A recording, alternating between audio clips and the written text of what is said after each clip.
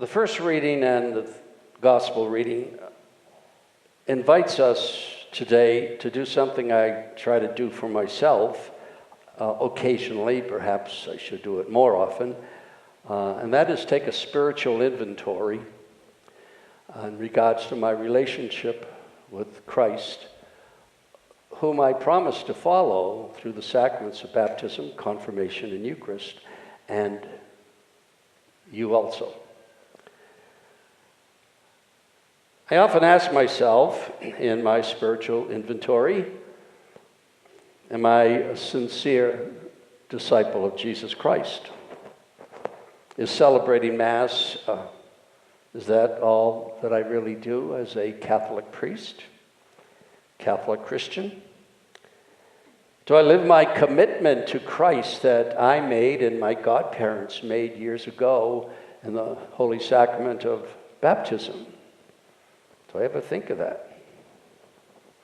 Do I courageously live the Christ life? In my ministry, am I confident enough, courageous enough to comfort those who are very disturbed and to disturb those who are very comfortable? That's a challenge.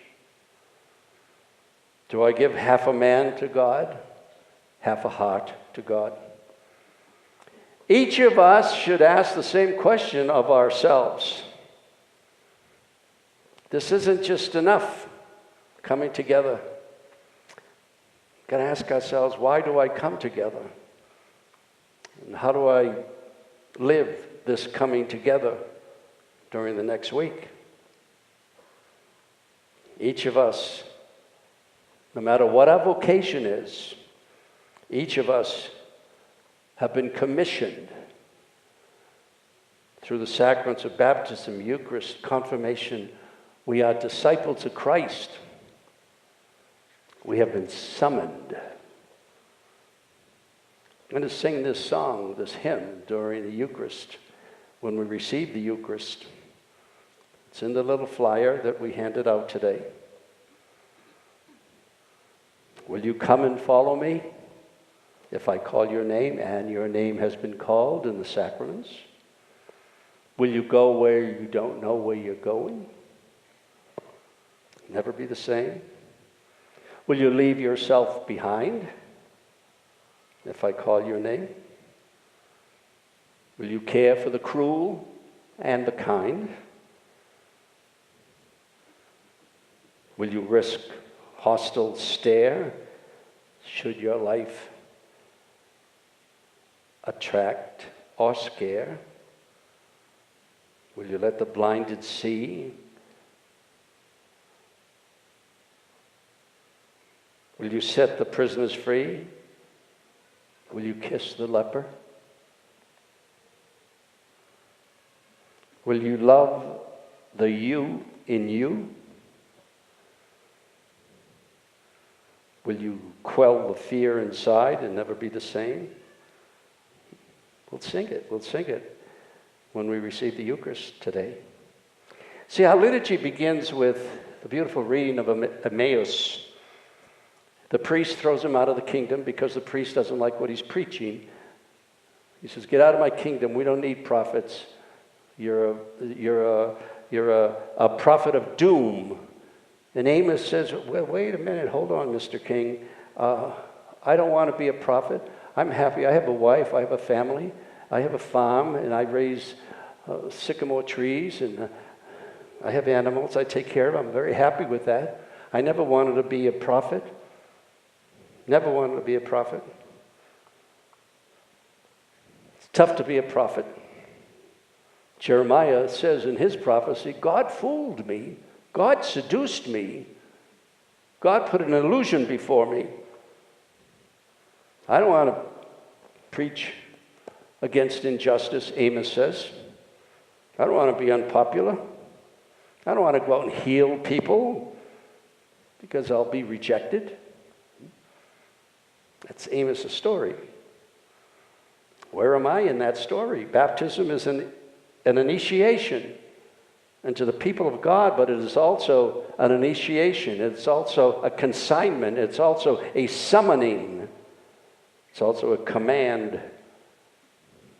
Mark says the word summon. We really don't understand that word because we really don't use that word in our English everyday parlance. But perhaps we should look at that word and see what it really means and see how awesome the summoning is and the meaning. We're not familiar with it, but if ever you get a summons from the judge, you better go to court or else. Now you see what that summons means? If we don't live our baptismal promises, our Eucharistic promise, sacramental promises,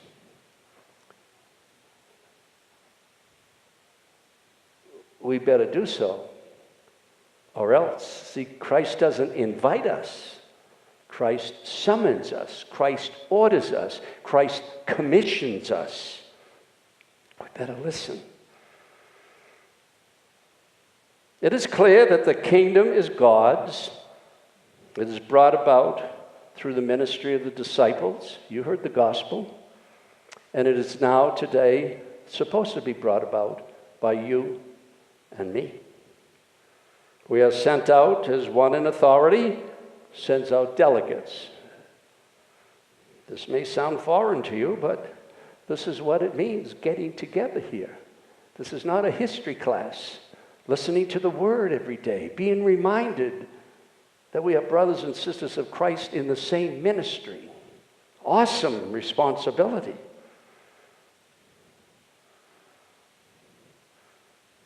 It has always bothered me in this gospel, and I've talked to a couple of my friends last night about it. Jesus, besides saying so many things, he says to them, take a walking stick. And I was trying to figure out, what is this walking stick? What is Jesus telling them to take a walking stick? What does this mean? So I turned a couple of pages to one of my favorite theologians, and he said, the walking stick, Jesus told them to take the walking stick so that they would chase away the snakes. I don't believe that. It has to have a better meaning than that, than chase away the snakes. I can visualize Jesus saying, as far as the snakes go, that's your problem. But what does that walking stick mean? Now, this is my interpretation of the walking stick. This is my interpretation of the symbolism of the walking stick. If you don't like it or you don't believe it, then don't listen to me. Okay? I believe that it symbolizes that we've got to keep on the move. Keep walking. A lot of symbolism there. Keep walking. Keep on the mission. Don't get out of line. Keep balanced. There's another wonderful symbolism there. Keep balanced. Don't deviate from the message. It is easy to get off track. Remember the mission.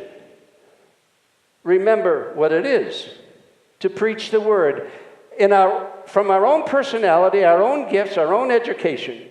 Preach the word. The staff of Jesus is a symbol of authority, not a symbol of authority, but a reminder, keep going, keep working, keep persevering.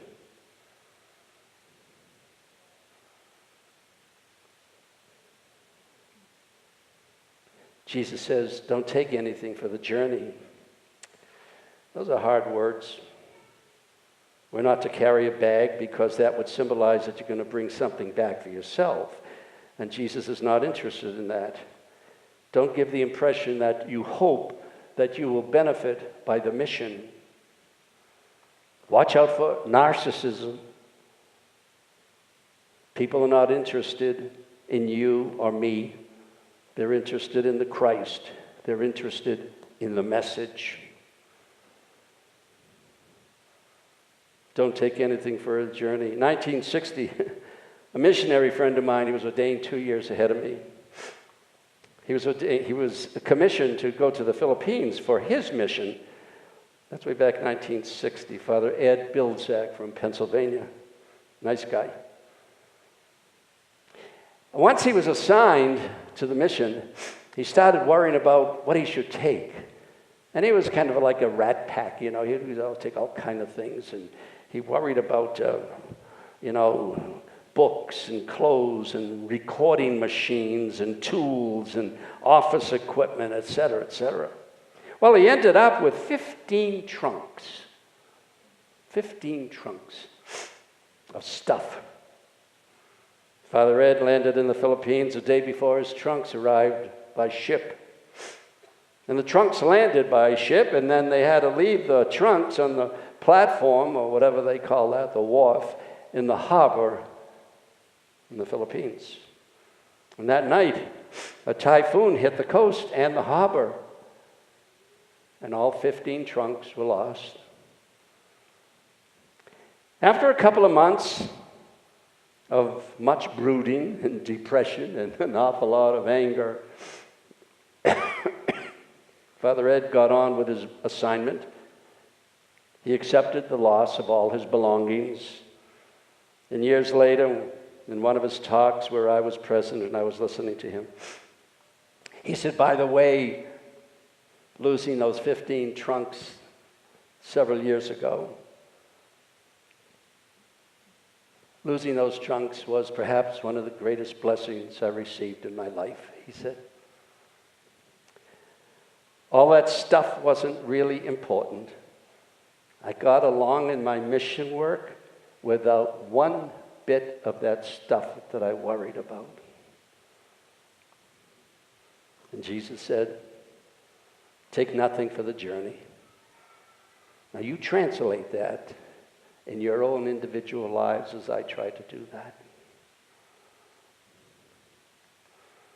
These readings show once again that God chooses ordinary people to do extraordinary things, extraordinary responsibility. Ordinary people. Amos was a shepherd. He was a husband. He was a father. He had a farm. He loved his farm. He raised sycamore trees. He didn't want to be an apostle. Paul was a tent maker. Ordinary guy. The apostles were all fishermen. They probably were all very good at their task. They're probably making pretty good money on the Sea of Galilee. Now, we are the disciples. We are the apostles. We are the ones that are summoned, commissioned. We are ordinary people. Mechanics, clerks, teachers, engineers, doctors, lawyers, plumbers, electricians, musicians, pharmacists, poker and crap dealers, housekeepers, bookkeepers, etc., etc., etc. We are ordinary people, but what we can do is extraordinary and remarkable. We can touch minds with the message of Christ. We can soften hearts with the words of Christ. We can save souls with the grace of Christ. We can instruct and we can comfort. What a reward that is. Whether someone is sick or dying, or the family who just lost someone, to say the right word or to be present at the right time, what a reward that is. What a comfort we can bring. We volunteer where needed in the family, in the city community, in our church. We participate in very, very ordinary ways because we are ordinary people with the responsibility of the extraordinary establishment of the reign of God on earth. What a responsibility. In the wonderful novel Shoes of the Fisherman by Maurice West, the Pope is in a dilemma as to stay in the Vatican or travel the world like John Paul II did. The Pope in the novel speaks to his cardinals. My brothers, he says, the question is before me and before you. Shall we go from Rome and travel like the apostles to confront the 20th century? Or shall we stay at home comfortably here in Rome? Shall we let the world look after its own affairs? Or shall we, as Pope and followers of Christ, risk our worldly dignity to step into the marketplace, the political place, and proclaim the unknown God? Should we do that, my brother cardinals? We are all summoned.